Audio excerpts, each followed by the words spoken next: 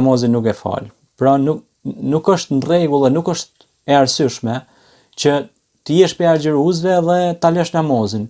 Po ka edhe shumë njerëz që pyesin dhe thotë unë agjëroj po nuk falem, më pranohet agjërimi. Normal ty të pranohet agjërimi, po ti je duke lënë edhe një ndër shtyllat e Islamit që është namazi, që është prej shtyllave bazike të Islamit, edhe pa të cilën nuk është mirë me vazhdu, do të thotë, sepse është obligim inna salata kanat alal mu'minina kitaban mawquta, namazi është obligim pra për besimtarin kohën e caktuar.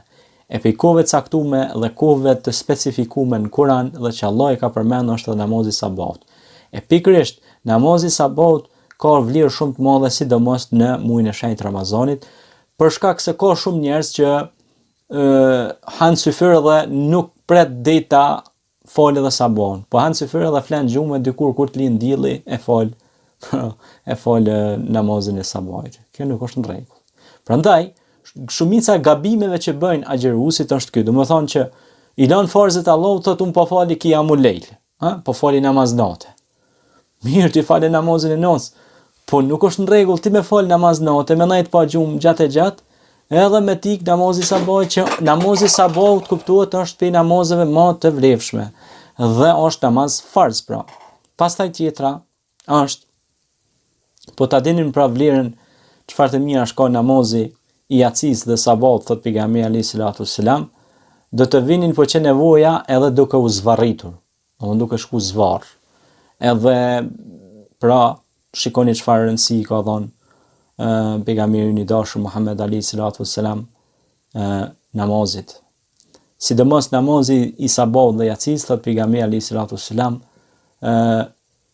hipokritët ose munafikët gjën që mës vështirë që ju vjen është me fal sabahin edhe yacin. Ju duket e vështirë të falen.